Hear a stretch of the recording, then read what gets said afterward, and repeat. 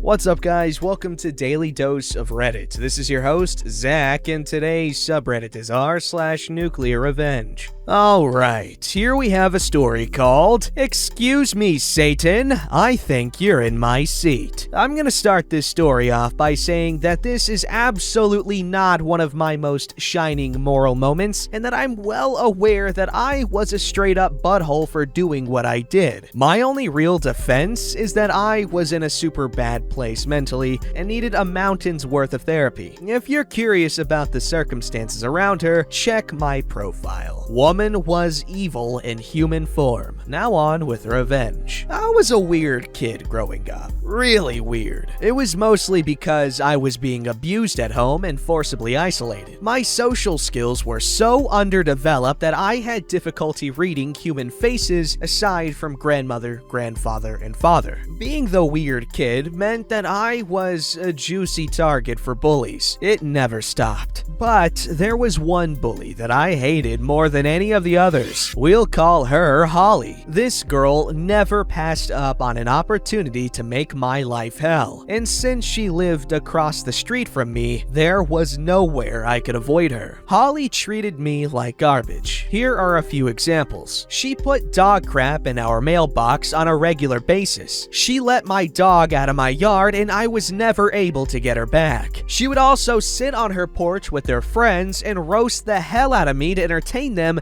if I so much as put a toe outside of my front door. It went on for years. I hated her with the fiery passion of 1,000 suns. But while my grandmother was still alive, there was nothing I could do about Holly. If I did anything to her or fought back in any way, my grandmother would punish me for it, and I was more afraid of her than I was Holly, for very good reason. So I made a plan. I suffered through all the abuse and promised myself that when I was older, I would make Holly pay for what she did to me. Thinking of what I was going to do to her when the time was right was sometimes the only thing that kept me going. Over time, Holly grew up, and eventually she left me alone and stopped being a butthole. Unfortunately for her, by then, it was too late. I didn't give a crap about her new moral epiphany. I had been nursing my grudge for 2 decades, and it was time for a reckoning. I was going to destroy that woman. When my grandmother finally died, it was go time. I'd had 20 years to plan. I wasn't idle while I waited. I'd made it my mission in life to learn as much about Holly as possible. And to do it, I became friends with a few people on the periphery of her social circle. Eventually, I knew about her and her life than her own mother did. The first step I took in my plan was getting her fired from her job. It took longer than I would have liked, but eventually I managed it. Holly worked at a doctor's office, and I knew that the doctor she worked for was super Christian, very straight-edge, upstanding type of guy. He also had a huge influence on the local community. I decided to become a patient at his office, scheduling my visits to be on the days Holly was off work. After a couple of visits, I just happened to notice Holly in the staff photo on the waiting room wall. I made a show of looking surprised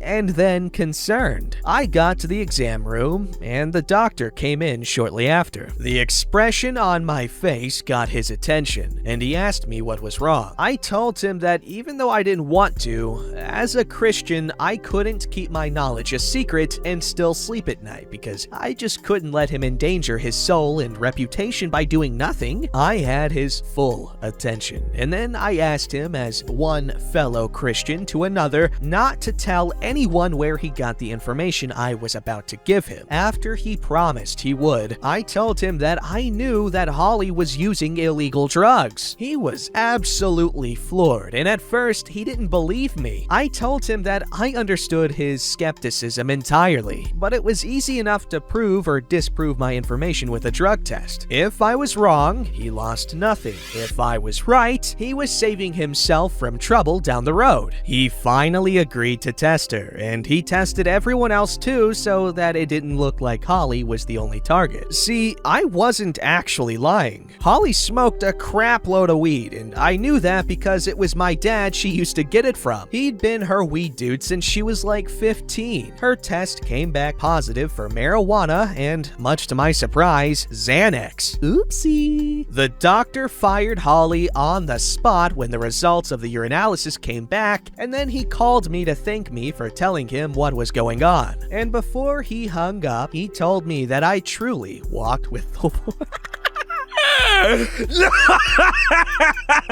No! I'm sorry. I needed a minute.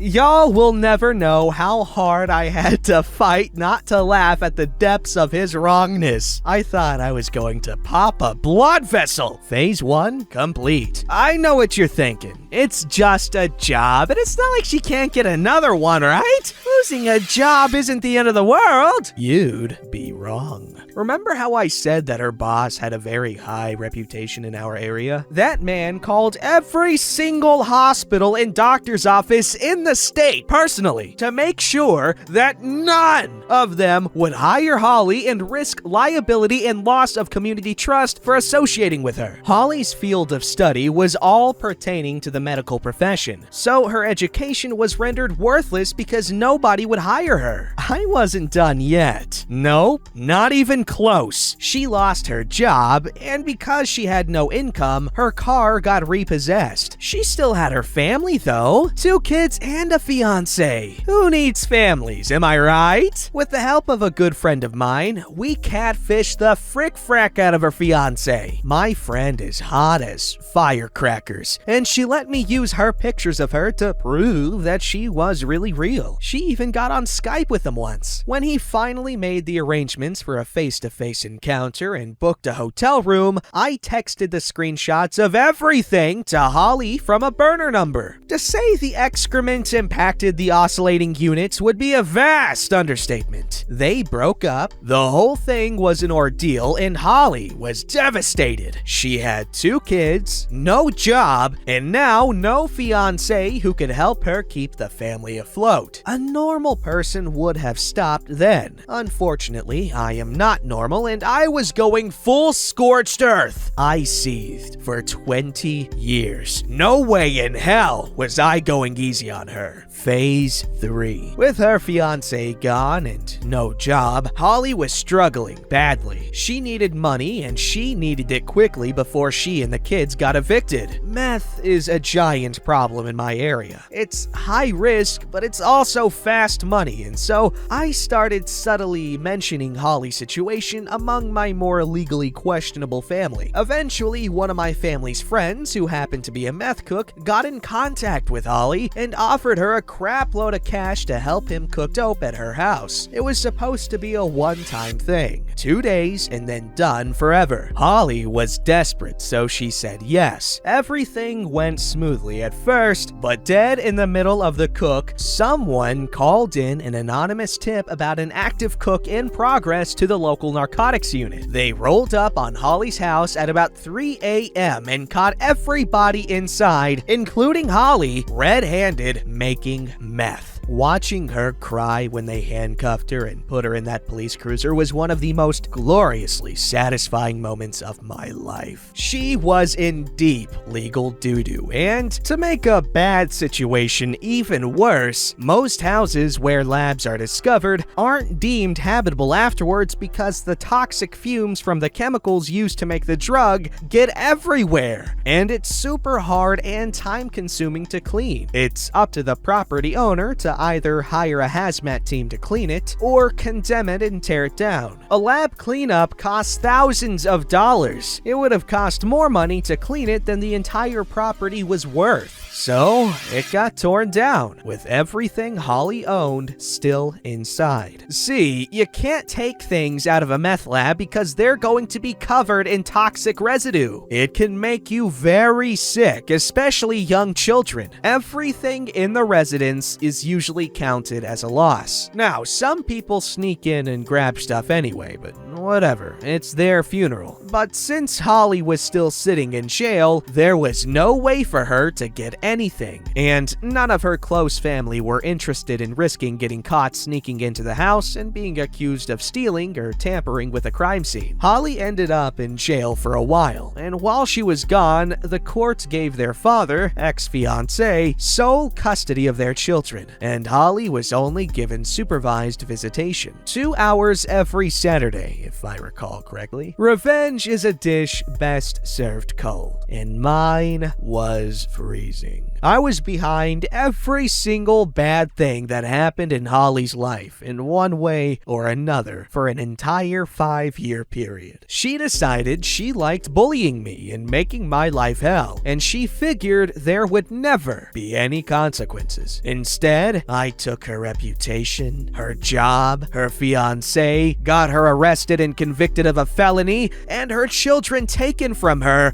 and the best part is that she has no clue I did it. To this very day, she'd forgotten about me. What she did to me impacted my life forever. But to her, it wasn't even important enough to her to bother remembering. I was nothing to her, so she never connected me to her problems. Last I heard, she was in rehab for alcoholism, and her parental rights terminated permanently. After she lost her kids, she just sort of gave up and crawled into a bottle and never came out again. I was tempted to tell her, but I decided that the helplessness and confusion about why everything suddenly went to hell in a handbasket was the better plan. Because that means that every now and again, I can contact her and pretend to give a crap about her troubles to get a fresh revenge boner about her newest tale of woe. She thinks I'm the nicest person she's ever met. Oh man, that's messed up. Cross-posted from r/ProRevenge. Someone said this post would fit in here. Edit. A lot of people are under the impression that the things Holly did to me were minor, and didn't merit my reaction because the ones I spoke about were small. I guess I was trying to make myself a little less pathetic in front of people. She did way more to me than the specifics I mentioned. It's just embarrassing to admit to being weak enough that she could do it to me at all. She beat my ass more than a few times. Once, she and her friends force-fed me crap. Actual crap. No, I don't know what kind. She shoved me down an embankment and I chipped my front tooth on a cinder block. The list goes on, and I don't really feel like going into it, but suffice to say, it wasn't just teasing. It doesn't make what I did much better, but I didn't do it over something minor. I am also female. Also, we lived in a trailer park, which was why they tore the house down rather than clean it. Her house wasn't worth more than $3 grand on its best day. Those are all the details I intend to add here, as any others would make things too specific. That's whack. Like, Jesus, Waleezus, this was intense. I know the severity and magnitude of revenge and what they're getting revenge for isn't even close to some of the stuff we've seen on here, but I don't know. Just the level of intensity here just makes it seem very, very real and, man, OP. I'm sorry for your traumas. I was with the crowd that was like, damn, man, that's overkill. Her entire life is gone, but damn, that's some brutal crap that requires, I don't know, some degree of evil. See, like, what she did, I think, is crazy, but like, I don't know, the part that's getting to me that's really making me question if this was a fair exchange is, the fact that she's pretending to be, what's her name? Holly's friend. And I don't know. I don't like how how she's still cashing in on it, and it's just gross. But hey, OP, thank you for sharing your story. And really cool. I don't think you're a bad person necessarily, but because there's obviously a lot of stuff going on there that we don't even know the half of. I'm not just talking about what was done to OP, but I'm just talking about just emotions and feelings and just how messed up OP has been from the treatment that Holly dished out. All right, this story's called Man Gets His Car Crushed by Not Paying His Repair Bill. Not my story, but my father's. Took place in the early 2000s. He's a master mechanic who can literally work on any car, foreign or domestic. He's always run his own independent repair shop almost as long as I can remember. And he told me this story recently that just seems perfect for this sub. So this guy comes in with a pretty nice Chrysler convertible to get his transmission fixed. He had to remove the transmission, disassemble, and rebuild it. Pretty long process, but it's no problem. After a day's work, he calls the customer up, says his car is ready, and reminds him of the agreed upon price of about $1,200. The guy said he could only pay $600 to get back to him on the rest. Now, this isn't out of the ordinary. Where we live, most people aren't exactly wealthy, and my dad's a nice guy. He single-handedly supported 4 kids and a wife, so we weren't exactly rich. It's not uncommon for people to pay in installments. He doesn't charge interest or fees or anything, just tries to do what's right.